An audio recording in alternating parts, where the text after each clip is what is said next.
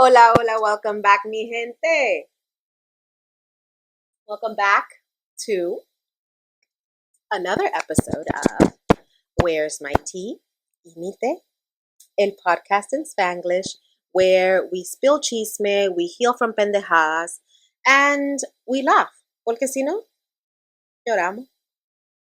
Yo soy tu host. I'm Luisa. I'm Dominican American. I'm Jersey raised, and I'm a proud survivor of some of the strictest rules you can imagine. Today, our episode is called Sleepovers, Curfews, and Quince Cinderellas. Because today we're diving into everything or something that Latino children know too well, which is having parents that are overprotective to the max. From butchered names in school to never being allowed to go to sleepovers, from getting picked up to dances like you were out on parole, nosotros pasamos mucho. Okay? So let's get into it. El primer segmento, obviamente, como ustedes saben, se llama el té caliente. And the té caliente for today is things that our parents never let us do. So, with that being said, mi gente, let's talk about awkward struggles of being a Latino kid in American schools. First of all, the name situation. Teachers on the first day were out here butchering names like they were chopping onions. Like they look at us, hesitate, and then, say something that you're like, ¿y cómo fue que tú saltaste con eso? Like, yo me llamo Luisa. Luisa. Luisa. I got everything in the book. Louisa. Like Looeeeeesu. Like, it was just weird. Pero, o sea, gracias a Dios, yo no tuve un nombre como Maris Lady o Katiuska o algo así. ¿Entiendes? Sorry to all the Maris ladies and the Katiuskas, but you know que si tú tenías ese nombre en una escuela americana, era difícil para ti, bro, because, dime, I can't even imagine a Katiuska being called during roll call. So, I feel your struggle, I feel your struggle. Like, I know. It was tough. And then you are faced with the decision, like, do I correct the teacher? Or do I just live my whole school career with the wrong name, para no jode mucho? Because you don't want to be that kid, you know? Half my childhood trauma literally comes from roll call. And then the sleepover situation. Oof. I remember always my friends were like, oh my God, we're doing a sleepover at my house on Friday. And I'd be like, I'll ask my dad, pero yo no le preguntaba porque yo sabía lo que me iban a decir. Latino parents don't do sleepovers. Dormir en casa ajena. No. Dormir en casa ajena. ¿Para qué usted quiere dormir en casa ajena? ¿Usted tiene cama aquí? Eso no existía. No existía. And it's like, how do I tell my friends, like, sorry, Becky, but my mom thinks that, any house that's not my own is a drug den or something. So it was hard. It was hard. Meanwhile, I'm the only kid getting picked up at 9:30 in pajamas, con my parents being like,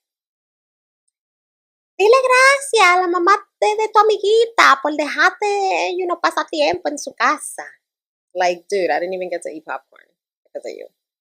Or whatever. And don't get me started on school dances. Like, everybody else was living their Disney Channel fantasies, everybody else was living their Disney Channel fantasy, slow dancing in the gym. And me, I had to explain for the 10th time that I can't go porque mi papá no confían. Nunca sabe. Like, Dude, it's a 6th grade dance at the cafeteria in school. Con Caprizón. What are you scared of? I'm not gonna get pregnant from the cha-cha slide. Okay. But that was the reality, mi gente. Names butchered, no sleepovers, no dances, just vibes, trauma, porque uno nunca sabe. So, my next segment, como ustedes saben, se llama Mape Moments. And in the Mape Moments for today's episode, it's called the Quince Cinderella. So, boom.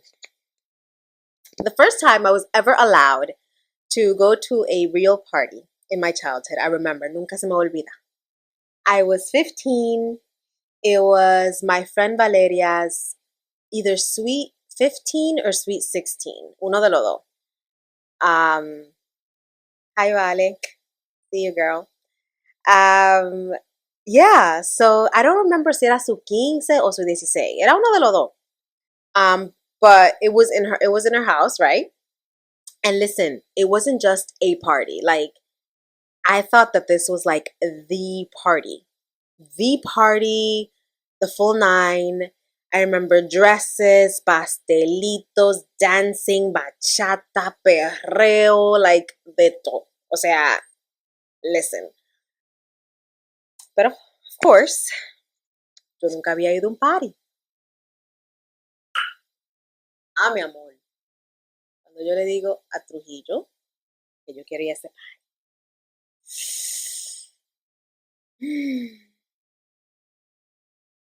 Listen. Yo me acuerdo que papi me hizo una inquisición de para qué tú querías esa fiesta. ¿Quién va allá? Yo no conozco a esa gente. It was literally the whole nine. Like, muchacha, para yo sacar permiso para ir para ese party, Valeria. Oye, yo batallé mucho. Yo no te lo dije en ese entonces, pero yo batallé mucho. So now, papi me da permiso para ir para el party. Y yo estoy vuelta loca porque imagínate. O sea, my love. O sea, dime, my first party. You know, I'm the oldest of 4 girls. Soy como quien dice una reclusa porque nunca, nunca había salido, nunca había ido a un party así sola, de que sin mis padres y vaina. So, nada. Llega el día.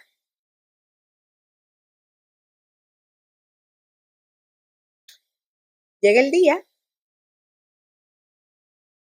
mi amor, pero habían reglas.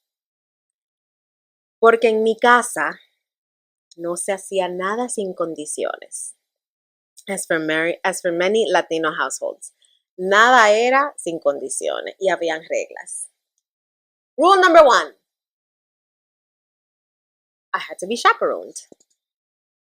I had to be chaperoned.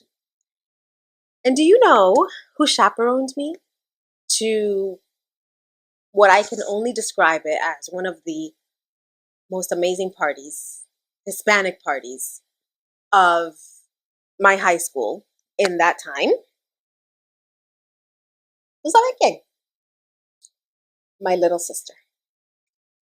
My little sister chaperoned me, yeah. Si yo no me llevaba a mi hermanita, yo no podía ir. Yo no podía ir a ese party. Now, for context, yo le llevo a mi hermanita, la que me sigue, algunos 5 años. So, mientras yo tenía 15, yendo al party, mi hermanita tenía 10. So I had to take my little sister with me. Like, bro, make it make sense. Dios mío, why? Why? Pero it was my first party, and suddenly, you know, I had to go with the babysitter. So, nah, ¿qué hago? O no voy, or I'm chaperoned by Dora the Explorer. Take your pick, Lisa. So you know what I did. I chose to be chaperoned, porque imagínate, yo quería ir. And rule number 2. Habían 2 reglas. So number 1, tenía que llevarme mi hermanita. So she had to be my chaperone the entire night and basically make sure, I don't know, I didn't do anything too wild, I guess. Whatever. Rule number 2, I was basically Cinderella. I had until midnight. So for context, el party empezaba yo creo que a las 9. Pero tú sabes que nadie llega a un party a la hora que empieza. Eso se pone bueno después de las 10:30, a las 11. Mi amor, I had until midnight. No más, no menos. So picture this. I'm on the dance floor. I'm feeling grown. Romeo Santos is playing in the background. I'm living my quince fantasies. Because even though I took my little sister with me, shout out to my sister, because even though she was 10, she was the real MVP, because she wasn't like, super, super like annoying y vaina, no. Like, yo gocé mi parisito. So yeah, ahí está Romeo Santo playing, y eso era perreo, hijo, eso era bachata y perreo, bachata y perreo, bachata y perreo, y yo, mira, vuelta loca, porque imagínate mi primer party. And like clockwork, boom, midnight strikes. I look outside, and who's parked? My father, mi papá, mi pai, in his big black Ford F-150, because at tiempo papi tenía un Ford F-150, lights on, engine running, looking like the FBI was doing a pickup. So ya ustedes saben, mi gente. There was no glass slipper, no happily ever after, just me getting hauled out at 12 a.m. sharp, like a prisoner on release day. So, mi gente, you guessed it. ¿Quién fue la mape? Esta que está aquí. The Quince Cinderella. I had to abide by rules, babysitting, and a Ford F-150 ride home. Pero, listen, to this day, I'm in my 30s, and it is so memorable to me. Not only because I really, really, really, really wanted to go to that party, but I had fun. I had a lot of fun. It was like my first experience, feeling grown outside the house, Y yo me acuerdo que la mamá de Valeria era un amor, Valeria, she was amazing too. And it was so embarrassing for me to have to show up con mi hermanita. But Vale was like, it's okay, let's go, whatever. I have a little sister too. She can hang out with my sister. But it was nice. It was really good. It was one of those experiences that I wouldn't change and that have definitely molded me. So it was one of those experiences that definitely shaped me and molded me. Y ahí va el té que sana. So, el té que sana de este episode, mi gente, es que we laugh about how strict and overprotective our parents were. No sleepovers, no dances, curfews to the max, chaperones, toda la vaina. And yeah, at 16, so at 15, 16, it felt like you were a prisoner. It felt like prison rules. But now as a mom, like, I get it.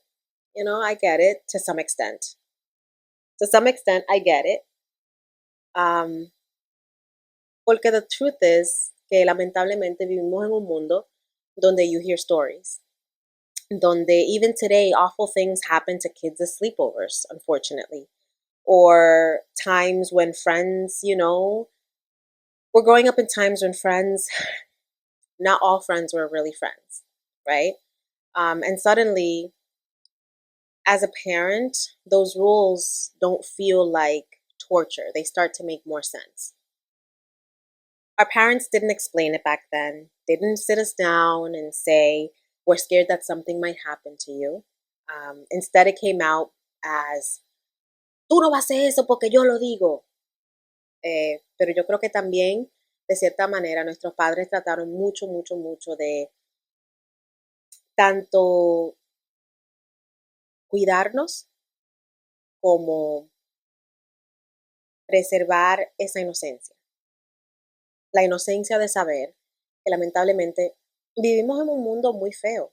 O sea, yo como mamá hoy en día es que me doy cuenta eh, el miedo que pasaron nuestros padres día a día, porque vivimos en un mundo cruel, feo, muchas veces malo, am, y nuestros padres no querían que nada nos pasara. Y más siendo extranjeros, en una tierra que no es la suya natal, eh, a veces sin saber hablar el idioma. So you can tell and you can um, figure how rational it was for our parents to be petrified y que ese miedo salga como sobreprotección. Pero no siempre fue sobreprotección, fue más como tratar de cuidar a sus pollitos, and not let anything bad happen to us. Pero tampoco sin meternos ese miedo. Yo creo que nuestros padres prefirieron muchas veces que nosotros estuviéramos bravos con ellos o dijéramos, cónchale, las cosas no son justas, a decirnos tan claro y pelado qué tan feo es el mundo allá afuera, qué tanto hay de peligro allá afuera. ¿Me entiendes? It came out strict, it came out sometimes controlling or even harsh. But underneath it all, it was just fear. It was fear of losing us, not protecting us in un país where we already felt like outsiders. And now, if I'm honest, I don't think I would let my kids do sleepovers either. O sea, yo como mamá,